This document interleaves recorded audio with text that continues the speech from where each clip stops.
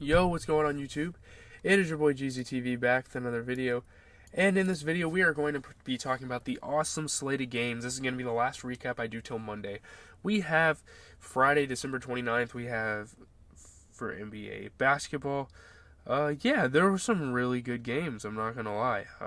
Yeah, we're just going to get into every single game, pretty much. There were a couple games that were a little disappointing that I don't really care to talk about.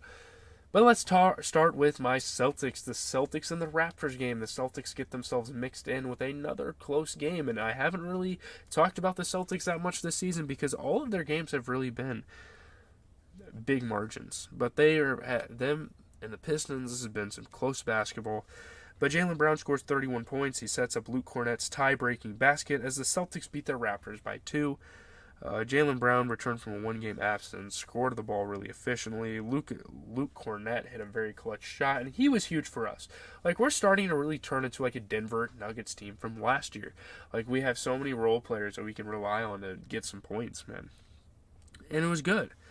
Derek White had the fans going crazy. I mean, huge shots. I mean, defense turned to offense again and again. Sam Hauser was playing some good defense.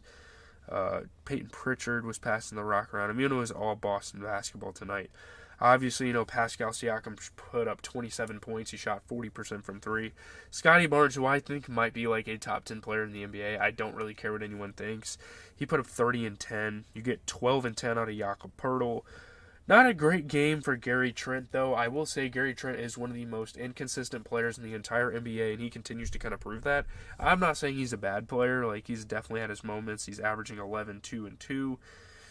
Shooting 40%, though. Like, I don't know. He doesn't really get that many shots, and for him to be... I don't know. It's super interesting. But, I mean, they don't really have anyone else at the 2 that can shoot the ball in the wing like that, so it is what it is. Like, they have what they have. Looking at the Celtics, I mean, yeah, Luke Cornett, again, like I said, 20 points, 21 for Derek White. You get 31 and 10 for Jaylen Brown. A lot more efficient 30-plus point game than we've had from Tatum. Tatum has been disappointing me this year, and he was injured and we won. And that just shows some things. Like, dude, I don't know. I'm not a huge fan of how Tatum has played this year. But moving on to the Knicks and the Magic game. Franz Wagner and Paolo Banchero helped the Magic beat the Knicks by 8. Franz Wagner, great scoring, decent rebound. You get Paolo scoring the ball at a really high level and rebounding the ball at a really high level. This is just an insanely good Magic team. I mean, Jalen Suggs hustles, and he's a grungy player. Banchero passing the ball around. They just play defense. Cole Anthony, they're just a super tough team. It's hard to beat that team. Isaiah Hartenstein was getting some shots, but, man, Franz Wagner is tough. Shout out to my boy Julius Randle, though. I mean, 38 and 12. I think he shot around, I want to say, like 64%. He was playing really fucking good. 38 and 12. You get 20 out of Jalen Brunson. That's really about it. Not a great game for Dante DiVincenzo, I will say. Dante DiVincenzo wasn't really up to much tonight, which is kind of disappointing. And it's games like these where, like, they have options. They have a lot of options off the bench. Josh Hart, Emmanuel Quickley, Quentin Grimes. And it's almost like a guy like Quentin Grimes could have got more minutes rather than DiVincenzo. I know he hustles for the ball. He gets steals and all that stuff. Like, he's a pretty good player. But, like, on the offensive end, when you need a bucket, I think a guy like Quentin Grimes would have helped out a lot. The Magic, again, just fantastic basketball. 29 and 10 for Banchero off of 33% three-point shooting. 32 for Franz off of 60% three-point shooting. And 21 for Jalen Suggs. I mean, those three just getting it done. And Magic basketball has become a really good brand of basketball this season. And it's been really fun to watch. Getting into the Nets and the Wizards, this was a really good down-to-the-wire, just like two younger franchise players, and Mikal Bridges and Kyle Kuzma just battling it out. These are fun games. These teams aren't going to have too much success this year, but it's still a really fun matchup to watch. Yeah, Steny Avdia and Kyle Kuzma lead the Sixers to a 6-point win over the Nets. I mean, yeah, great scoring for Kuz and Avdia. And Avdia, man, just doing a little bit of everything. Rebounding really well, passing decently. And yeah, it's always good. Landry Shamet, man, he has been pretty big time for a lot of teams he's been on in his career. He hit some tough shots. Denny Avdia was diming people up. Day'Ron Sharpe was being a good at-the-rim player. Finney Smith was playing tough. Yeah, there's all sorts of players that played pretty well. Cam Johnson and Bridges didn't play too bad. But I'm not going to lie, the only player I was really impressed with on the Nets was Nicholas Claxton. I mean, 11 and 12. That's really all we got. DFS definitely struggled, and I feel like a guy like Royce O'Neal, we could start seeing him get implemented into that rotation a little more. I mean, I think he just plain out does other things that Finney Smith can't do, especially in the offensive end. And I know basketball is not only about offense, but when you need scores, Royce O'Neal can do it at a better level than DFS, it seems. And, Kuzma, great game, 26 points, 40% from 3, 50% overall. You get a 21 and 13 stat line for Denny Avdia, shooting 60% from 3, 50% overall. Just really good game for those two guys. Jordan Poole is obviously like one of the most inconsistent players ever, but when you can have a guy like Denny Avdia break out and have a game, it's always good. But moving on to the Kings and the Hawks, I'm pretty much talking about every game, except like 3. But De'Aaron Fox's big second half leads the Kings to a 7-point come-from-behind win over the Hawks. My uncle is actually a Hawks fan, and they have taken some really, really tough losses recently. I really feel for the Hawks. Like, it's been tough for them. After halftime, I mean, De'Aaron Fox was just ballistic. He was scoring everything. They were down by 23 points in the first quarter, and I was watching the scoreboard. I was like, dang, I'm not going to talk about this game tonight. But they make it happen. De'Aaron Fox, tough shots. Obviously, Trae Young was getting some buckets and passing the ball. As usual, that's what Trae Young does as a player. Jalen Johnson, super athletic player. I really respect him in their rotation. But Domantas Sabonis put up 25 and 10. You get 31 for De'Aaron, who shot 50% overall. Just such an efficient player in this league. The dude is averaging 30 points a game, and nobody's talking about it. It's crazy how 30 points a game is barely getting you in the top 5. That just goes to show the pace of our game. But, I mean, you look at Jalen Johnson, 16 and 15. You look at Clint Capella, 12 and 12. You look at Trae Young, 24 points, shooting 30% from 3. I don't know, man. I guess, Patty Mills could have played a little bit better. They could have gotten him a little more involved, but I'm not going to really complain about this. They did choke. I do understand that, but they still had some guys that played some good basketball and whatnot. Something, not really anything to be super mad about as we get into the next game, which was the Bucks and the Cavaliers game. Really good game. Giannis Antetokounmpo scores 34, leads the Bucks to an 8-point win over the Cavaliers. Yeah, I mean, amazing scoring, amazing rebounding for Giannis. Those are two things, in his repertoire that he's going to do really well. And obviously, Damian Lillard came out in the second half just like De'Aaron Fox, guns a-blazing. And two teams here, the Bucks and the Kings tonight, that were kind of behind, but they came back because of their two guards playing amazing. So, yeah, great stuff. Giannis, able to put defenders on skates. It's becoming more impressive. His offensive arsenal is becoming really good. This was a pretty fun game. I was at Buffalo Wild Wings tonight, eating with my family, and I saw this on the TV, and I watched it a little bit. I didn't watch too much basketball tonight, so maybe I'm doing a little bit of box score watching. But, yeah, I don't know. Brook Lopez, great defense from him. Isaac Okoro getting to the rim. Max Strus was playing he was hustling a lot, but they couldn't get it done, simply put. Giannis, though, 34 and 16. Chris Middleton, 13 and 11 off of 33% three-point shooting. 31 for Dame off of 33% three-point shooting. Those three have been playing really, really good together this season, and they've almost gone under the radar. I'm not going to say they're as good as my Celtics guys. Let's slow down. But they've been playing really well. Jared Allen, though, 30 and 12.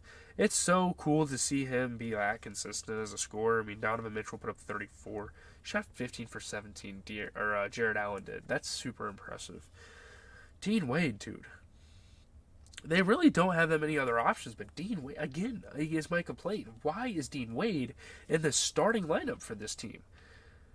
Mobley has got to get back. Obviously, they're having a good season, and they can probably stall for another couple of weeks if they wanted to, but my God, Mobley is such a valuable asset for this team, and it shows every time they lose a game.